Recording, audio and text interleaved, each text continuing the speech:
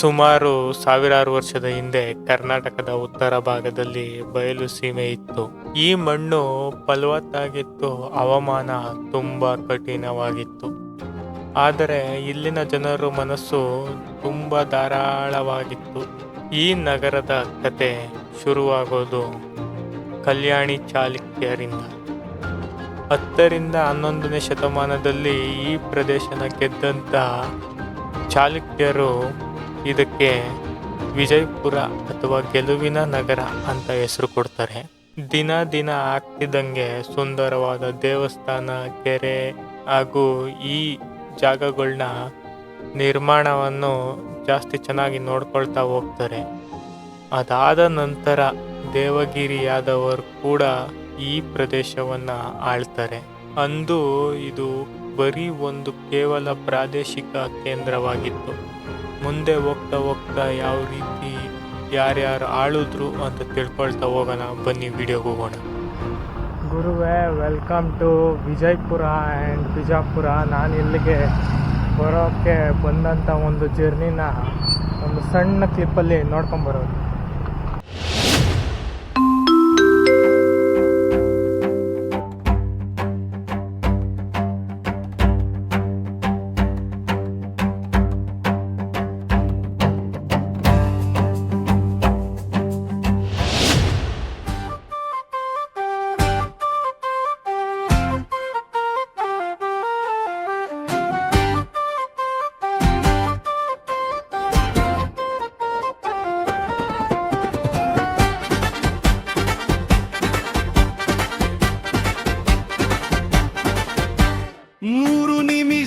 Engine ಕೂಗು ಬಂತು ನೋಡು, ಹೊರಡುವ ಲೋಗು. ಹಸಿರು ದೀಪ ಜಾರಿ ಗಾಡಿ ಆರಂಭವಾಯಿತು ನಮ್ಮ ಓಡಿ. ಹಾಯಾಗಿ ಕೂತು ಕಿಟಕಿಯ ಪಕ್ಕ ನೋಡೋಣ ದೂರದ ನಮ್ಮ ದಿಕ್ಕು.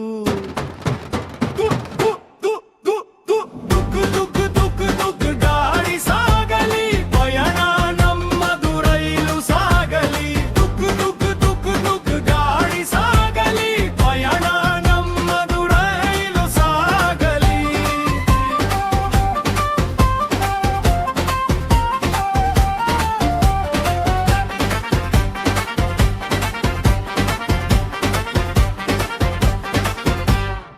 ಮರಗಳೆಲ್ಲ ಹಿಂದೆ ಓಡಿ ಭೂಮಿಗೊಂದು ಹೊಸ ನೋಡಿ. ಕಿಸಿಲೊಡೆದ ಗದ್ದೆಗಳ ಸಾಲು, ಹೂಬಳ್ಳಿ ಕಮನ ಬಿಲ್ಲಿನ ಜಾಲು. ನದಿ ಹರಿವು ದೂರ ಬೆಟ್ಟ, ಕಣ್ಣಿಗೆಲ್ಲ 100 ಪಟ್ಟ. ಉಣಿದಾಡುವ ಮಂಗಗಳು, ಕಿಲಕಿಲನೆ ಹಾರುವ ಪಾರಿವಾಳಗಳು.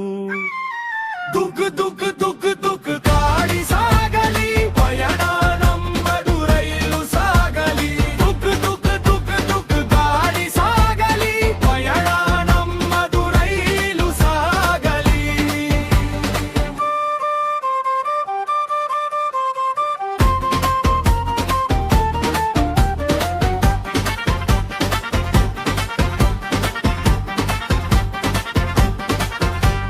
ಸಣ್ಣ ಹಳ್ಳಿ ದೊಡ್ಡ ಊರು, ಬೇಡುವಂತಿದೆ ಮನಸ್ಸು ನೂರು. ಚಹಾದ ಸಣ್ಣ ಸದ್ದು, ಕಾದ ಸಿಹಿ ಬಿಸಿ ಒಡೆ ಮುದ್ದು. ಸಹ ಪ್ರಯಾಣಿಕರೊಂದಿಗೆ ಮಾತು ಸಾಗುತ್ತಿದೆ ಕಾಲ ಒಳಗೆ. ಗುಡುಗುಡುಗು ರೈಲಿನ ಸದ್ದು, ಜೀವನಕ್ಕೊಂದು ಹೊಸ ಮುತ್ತು. ನಾಳೆ ಎಲ್ಲಿ ಇರುವೆವೋ, ಯಾತ್ರೆಗೊಂದು ಸಲಾಮು. ಗಾಡಿ ಸಾಗಲಿ, ಪಯಣ ನಮ್ಮದು ರೈಲು ಸಾಗಲಿ. ಗಾಡಿ ಸಾಗಲಿ, ಪಯಣ ನಮ್ಮದು ರೈಲು ಸಾಗಲಿ.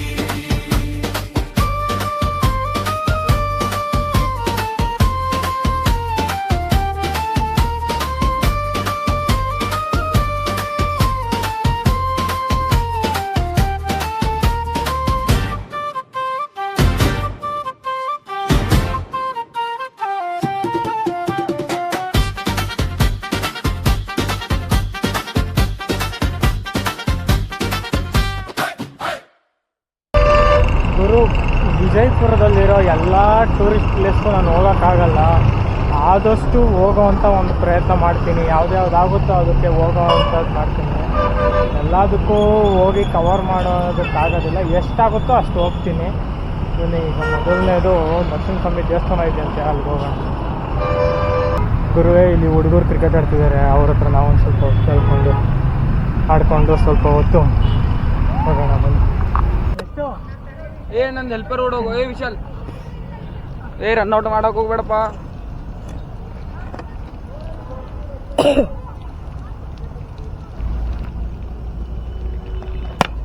ಶಾಟ್ ಬೇಕಾ?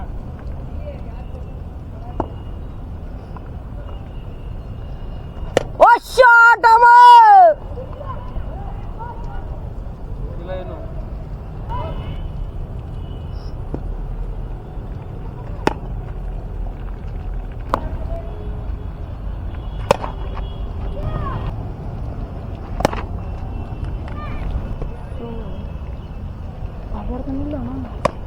ಕರ್ನಾಟಕ ಟೀಮ್ದಾಗಿದ್ದಂತ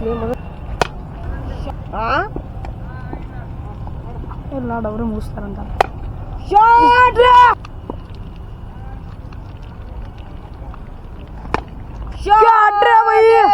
ಒನ್ ಟ್ಯಾಪ್ ಬೋಲ್ತೆ ವಿನ್ ದ ಮ್ಯಾಚ್. ಗುರುವೇ ನೋಡಿದ್ರಲ್ಲ ಇಷ್ಟ ತನಕ ಚೆನ್ನಾಗಿ ಆಡ್ತಿದ್ರು. ಆಗಲೇ ಕ್ರಿಕೆಟ್ ಆಡಿ ತುಂಬ ದಿವಸ ಆಗೋಗಿತ್ತು, ಅದಕ್ಕೆ ಅವ್ರ ಜೊತೆ ಆಡಿದ್ದು. ತುಂಬ ಚೆನ್ನಾಗಿತ್ತು ಕ್ರಿಕೆಟು. ನನಗೊಂದು ಸ್ವಲ್ಪ ಹೊತ್ತು ಕೊಟ್ಟರು ಆಡೋಕ್ಕೆ. ಈಗ ಮುಂದೆ ನರಸಿಂಹಸ್ವಾಮಿ ದೇವಸ್ಥಾನಕ್ಕೆ ಹೋಗ್ತಾಯಿದ್ದೀನಿ. ಇಲ್ಲಿಂದ ಒಂದು 7 ಕಿಲೋಮೀಟ್ರ್ ಏನೋ ಇದೆ, ಬಟ್ ಹೋಗೋಣ ಬನ್ನಿ.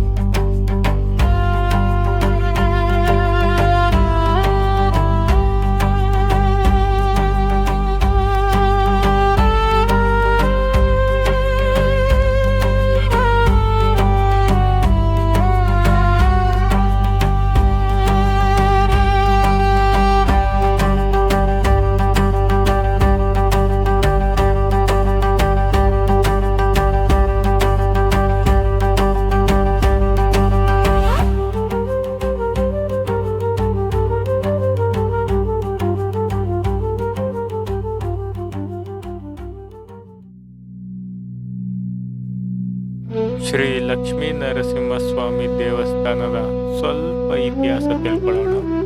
ಬಹಳ ಹಿಂದೆ ವಿಜಯಪುರ ಸಮೀಪದಲ್ಲಿ ತುರವಿ ಎಂಬ ಪುಣ್ಯಕ್ಷೇತ್ರ ಇತ್ತು. ಅದು ದಟ್ಟವಾದ ಅರಣ್ಯ ಕಾಡಿಂದ ತುಂಬಿತ್ತು. ಇಲ್ಲಿನ ಪ್ರಶಾಂತಕ್ಕೆ ಮನಸೋತ ದೂರ್ವಾಸ ಮುನಿಗಳು ಮನುಕುಲದ ಕಲ್ಯಾಣಕ್ಕಾಗಿ ಶ್ರೀ ಲಕ್ಷ್ಮೀ ನರಸಿಂಹಸ್ವಾಮಿಯ ಕುರಿತು ಕಠಿಣ ತಪಸ್ಸು ಮಾಡಿದರು. ಅವರ ಭಕ್ತಿಗೆ ಮೆಚ್ಚು ಉಗ್ರ ರೂಪದಲ್ಲಿದ್ದಂಥ ನರಸಿಂಹ ಶಾಂತ ರೂಪಕ್ಕೆ ಬದಲಾಗಿ ಶ್ರೀ ಲಕ್ಷ್ಮೀ ನರಸಿಂಹಸ್ವಾಮಿ ತರ ಬದಲಾದರು. ಈ ದೇವರು ಭಕ್ತರ ಕಷ್ಟಕ್ಕೆ ಅತ್ಯಂತ ವೇಗವಾಗಿ ಮನಸೋತು ಅಥವಾ ಸ್ಪಂದಿಸಿದ್ದರಿಂದ ಈ ಜಾಗಕ್ಕೆ ತ್ವರಿತಾಲಯ ಎಂಬ ಹೆಸರು ಬಂದಿತ್ತು. ಕಾಲದ ನಂತರದಲ್ಲಿ ಕವಿ ನರಹರಿ ಎಂಬುವವರು ಈ ದೇವಸ್ಥಾನದ ಗುಡಿಯಲ್ಲಿ ಕುಳಿತು ಸ್ವಾಮಿಯ ಪ್ರೇರಣೆಯಿಂದ ಕನ್ನಡದ ಅದ್ಭುತವಾದ ಕಾವ್ಯ ತೊರುವೆ ರಾಮಾಯಣ ಅನ್ನು ರಚಿಸುತ್ತಾರೆ. ಮತ್ತೊಂದು ವಿಶೇಷ ಏನೆಂದರೆ ನರಸಿಂಹಸ್ವಾಮಿ ಪಕ್ಕದಲ್ಲೇ ಶಿವನು ರುದ್ರದೇವರು ನೆಲೆಸಿದ್ದು ಹರಿ ಅಥವಾ ಹರ ಇಬ್ಬರು ಒಂದೇ ಎನ್ನುವ ಇಲ್ಲಿತ್ತು ಈ ದೇವಸ್ಥಾನದ ಅಲ್ಪ ಸ್ವಲ್ಪ ತಿಳ್ಕೊಂಡಿರುವಂತ ಒಂದು ಇತಿಹಾಸ. ಯಾವ್ದಾದ್ರು ತಪ್ಪಾಗಿದ್ರೆ ದಯವಿಟ್ಟು ಕ್ಷಮೆ ಇರಲಿ. ಬನ್ನಿ ಮುಂದೆ ಹೋಗೋಣ. ಗುರುವೇ ನಮಸ್ಕಾರ. ಈಗ ತಾನೇ ದರ್ಶನ ಆಯಿತು. ದರ್ಶನ ಮುಗಿಸ್ಕೊಂಡು ಹೊರಗಡೆ ಬಂದೆ. ಒಳಗಡೆ ಏನು ಜನ ಇರಲಿಲ್ಲ, ಆರಾಮಾಗಿತ್ತು. ಈಗ ಇಲ್ಲಿಂದ ನೆಕ್ಸ್ಟ್ ಡೆಸ್ಟಿನೇಷನ್ಗೆ ಹೋಗ್ತಾ ಇದ್ದೀನಿ. ಬನ್ನಿ ನೆಕ್ಸ್ಟ್ ಡೆಸ್ಟಿನೇಷನ್ಗೆ ಹೋಗೋದ. ಬಟ್ ಒಳಗಡೆ ಸೀದಾ ಗರ್ಭಗುಡಿಗೆ ಬಿಡ್ತಾರೆ, ಏನು ತೊಂದರೆ ಏನಿಲ್ಲ, ಆರಾಮಾಗಿ ಹೋಗ್ಬೋದು. ಬನ್ನಿ ಹೋಗೋದು. ದೇವಸ್ಥಾನದಿಂದ ಹಂಗೆ ಮುಂದೆ ಬರ್ತಾ ಇದ್ದೆ. ಇಲ್ಲಿ ಹೊಟ್ಟೆ ತುಂಬ ಶೀತ ಇದೆ. ಬೆಳಿಗ್ಗೆ ನಾಷ್ಟ ಮಾಡಿದ್ದು ಆಗಲೇ ಟೈಮ್ ಬಂದು 2:30 ಆಯ್ತಾ ಬಂತು. ಇವತ್ತು ಬನ್ನಿ, ಇಲ್ಲಿ ಊಟ ಸಿಕ್ಕಿದ್ರೆ ಊಟ ಮಾಡಿಕೊಂಡು ಹೋಗೋಣ ಮುಂದಕ್ಕೆ.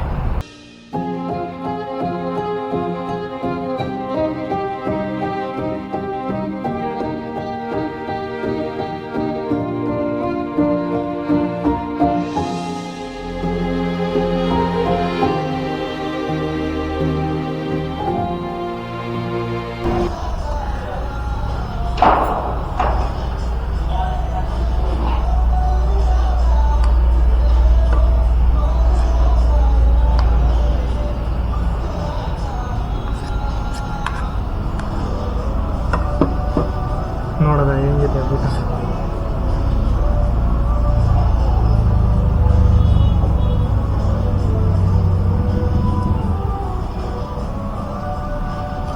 ತುಂಬ ಚೆನ್ನಾಗಿದೆ.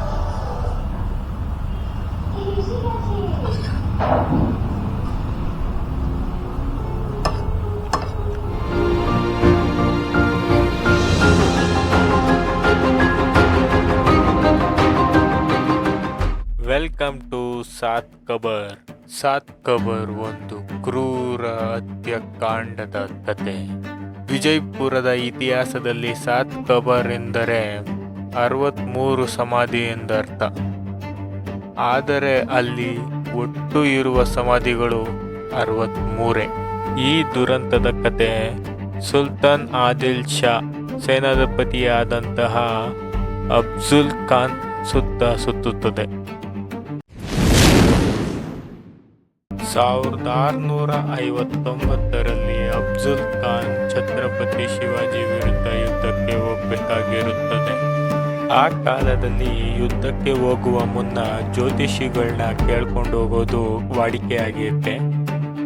ಅಫ್ಜಲ್ ಖಾನ್ ತನ್ನ ಜ್ಯೋತಿಷಿಗಳನ್ನ ಕರೆಸಿ ಅರಮನೆಗೆ ಯುದ್ಧದ ಫಲಿತಾಂಶ ಕೇಳಿದಾಗ ಅವರು, ನೀವು ಈ ಯುದ್ಧದಲ್ಲಿ ಜೀವಂತವಾಗಿ ಮರಳಿ ಬರುವುದಿಲ್ಲ, ನಿಮ್ಮ ಸಾವು ನಿಶ್ಚಿತ ಎಂದು ಭವಿಷ್ಯ ನುಡಿಯುತ್ತಾರೆ.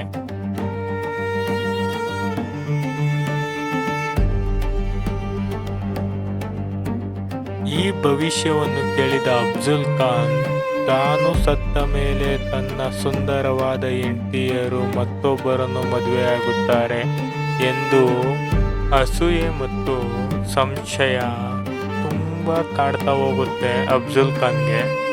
ಅದರಿಂದ ಅದೊಂದು ಯೋಚನೆ ಬರುತ್ತೆ. ಆ ಯೋಚನೆ ಏನು ಅಂದರೆ, ಎಲ್ಲ 63 ಪತ್ನಿಯರನ್ನು ತನ್ನ ಅರಮನೆಯಿಂದ 5 ಕಿಲೋಮೀಟರ್ ದೂರ ಕರೆದುಕೊಂಡು ಹೋಗಿ, ಆ ಟೈಮ್ನಲ್ಲಿ ತುಂಬ ದೊಡ್ಡ ಕಾಡಿತ್ತು. ಆ ಟೈಮ್ನಲ್ಲಿ ಅಲ್ಲಿದ್ದಂಥ ಒಂದು 5 ಕಿಲೋಮೀಟರ್ ದೂರದಲ್ಲಿದ್ದಂಥ ಒಂದು ಬಾವಿಗೆ ಕರೆದುಕೊಂಡು ಹೋಗಿ ತನ್ನ ಸೈನಿಕರಿಗೆ ಆದೇಶ ಕೊಡ್ತಾನೆ, ಈ ಬಾವಿಯಲ್ಲಿ ಒಬ್ಬೊಬ್ಬರನ್ನಾಗಿ ತಳ್ಳಿ ಸಾಯಿಸಿ ಅಂತ. ಎಲ್ಲರನ್ನೂ ಕೂಡ ಒಂದೇ ರೀತಿ ಸಾಯಿಸೋದಿಲ್ಲ. ಕೆಲವ್ರನ್ನ ಬಾವಿಗೆ ತಳ್ಳಿ ಸಾಯಿಸಿದ್ರೆ ಕೆಲವ್ರನ್ನ ಕತ್ತರಿಸಿ ಕೊಚ್ಚಿ ಸಾಯಿಸ್ತಾರೆ. ಇತಿಹಾಸದ ಪ್ರಕಾರ ಅಫ್ಜಲ್ ಖಾನ್ ತನ್ನ ಪತ್ನಿ 63 ಜನರಲ್ಲಿ 2 ತಪ್ಪಿಸ್ಕೊಳ್ಳೋ ಅಂತ ಪ್ರಯತ್ನ ಪಡ್ತಾರೆ. ಆ ತಪ್ಪಿಸ್ಕೊಳ್ಳೋ ಅಂತ ಪ್ರಯತ್ನ ಪಟ್ಟರೂ ಕೂಡ ಅಫ್ಜಲ್ ಖಾನ್ ಹಿಂದೆ ಹೋಗಿ ಒಬ್ಬೊಬ್ರನ್ನು ಕತ್ತರಿಸಿ ಸಾಯಿಸ್ತಾನೆ. ಎಲ್ಲರನ್ನೂ ಸಾಯಿಸಿದ ನಂತರ 63 ಜನ ಪತ್ನಿಯರನ್ನು ಸಾಯಿಸಿದ ನಂತರ ಅವ್ರನ್ನೆಲ್ಲರನ್ನೂ ಕರ್ಕೊಂಡೋಗಿ ಒಂದೇ ಕಡೆ 63 ಸಮಾಧಿನ ಕಟ್ತಾನೆ. ಅದೇ ಸಾತ್ ಕಬರ್. ನೀವು ನೋಡ್ಬೋದು, ಎಲ್ಲ ಸುತ್ತ ಬರೀ 63 ಸಮಾಧಿನೇ ಒಂದೇ ಕಡೆ ಇದೆ. ಅದು ಒಂದೇ ಥರನೇ ಇದೆ 63 ಸಮಾಧಿ. ಹಿಂದೆ ಇರುವಂಥದ್ದೇ ನಿಮಗೆ ಆ ಬಾವಿ ಒಳಗಡೆನೆ ಸಾಯಿಸಿದ್ದು. ನೋಡಿ ಹೇಗಿದೆ ಬಾವಿ ಇದು.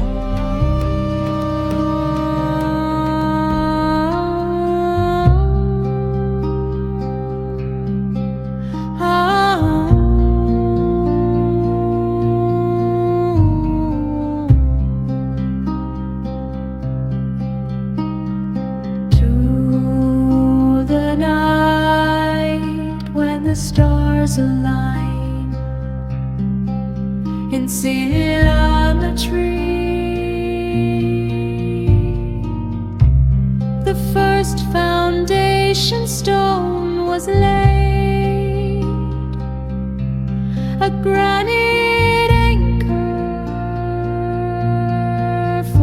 the soul. Through the rise and fall of warring and ಬಿಜಾಪುರ್ನ ನೈಟಲ್ಲಿ ಹೆಂಗಿದಿರುತ್ತೆ ಅಂತ ಹೋಗೋಣ ಬನ್ನಿ.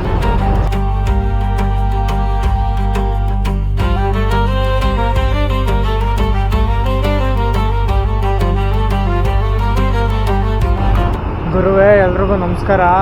ಆ್ಯಕ್ಚುಲಿ ನಾನು ಇವತ್ತು ನೈಟು ಸಾತ್ ಕಬರಲ್ಲಿ ಇರಬೇಕು ಅಂತ ಅಂದ್ಕೊಂಡಿದ್ದೆ, ಬಟ್ ಸಾತ್ ಕಬರಲ್ಲಿ ಇವತ್ತು ಇರೋಕ್ಕಾಗಲಿಲ್ಲ.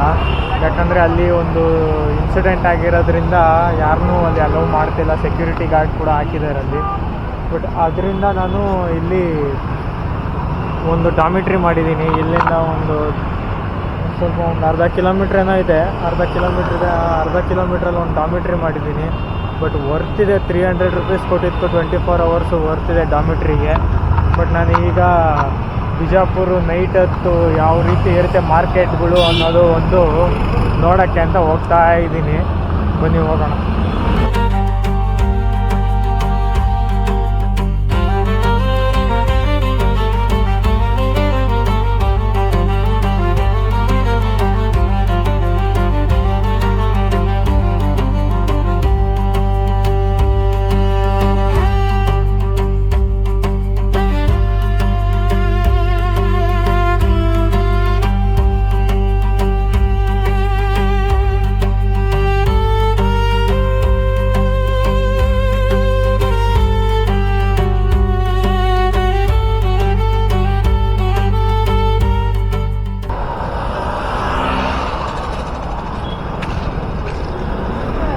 ನಮ್ಮ ಸೈಡೆಲ್ಲ ಸಿಕ್ಕಾಪಟ್ಟೆ ಚಳಿ ಹೊಡಿತಾ ಇದೆ, ಇಲ್ಲಿ ಸಿಕ್ಕಾಪಟ್ಟೆ ಬಿಸಿಲು ಹೊಡಿತಾ ಇದೆ. ಮಧ್ಯಾಹ್ನದ ಹೊತ್ತು ಯಾವ ಪಾರ್ಟಿ ಬಿಸಿಲು ಹೊಡಿತದೆ ಅಂದರೆ ಇಲ್ಲಿ ಸಿಕ್ಕಾಪಟ್ಟೆ ಅಪ್ಪ, ಕ್ಯಾಪ್ ಇಲ್ದಲ್ಲಿ ನಿಂತ್ಕೊಳ್ಳೋಕ್ಕೆ ಆಗಲ್ಲ.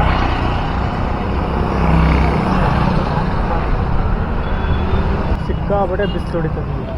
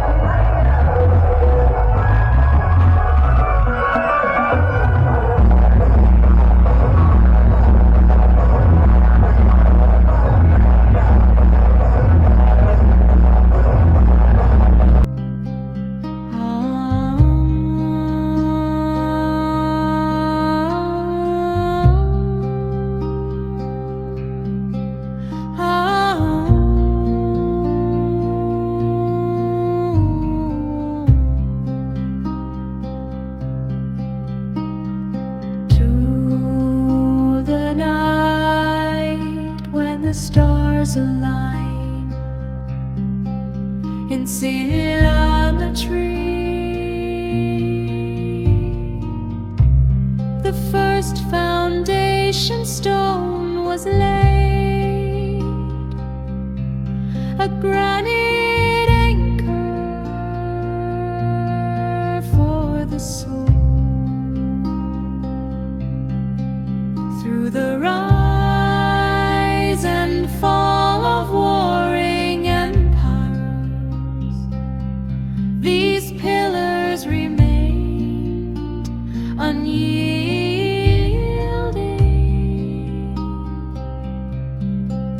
Their intricate carvings telling the silent story of 1,000 monsters.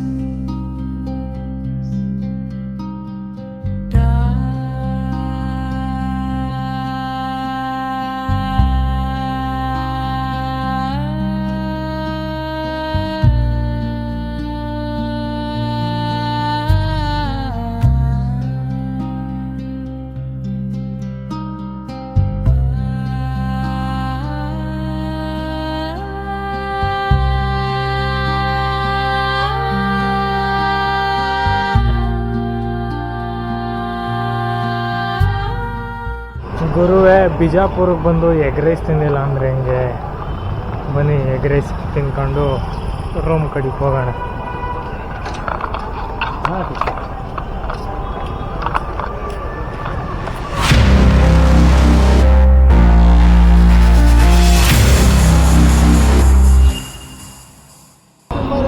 Guru, egg rice ತಿನ್ಕೊಂಡು ಚಿಕನ್ 65 ತಿನ್ಕೊಂಡು ಈಗ ರೂಮ್ ಹತ್ರಕ್ಕೆ ಹೋಗ್ತಾ ಇದ್ದೀನಿ. ರೂಮ್ ಹತ್ರಕ್ಕೆ ಹೋಗಿ ಅನ್ಕೊಂಡು ಬೆಳಿಗ್ಗೆ ಏನಿದೆ ಅಂತ ನೋಡೋದ ಬೆಳಿಗ್ಗೆ ಏನಿದೆ ಅಂತ. ಬೆಳಿಗ್ಗೆ ಗೋಲ್ ಗುಂಬಸ್ಗೆ ಹೋಗಬೇಕು. ಇವತ್ತಿಂದು ಇಲ್ಲಿ ಮುಗಿಸ್ತಾ ಇದ್ದೀನಿ. ಡೇ ಮೊದಲನೇದು ಕಂಪ್ಲೀಟ್ ಆಗಿದೆ.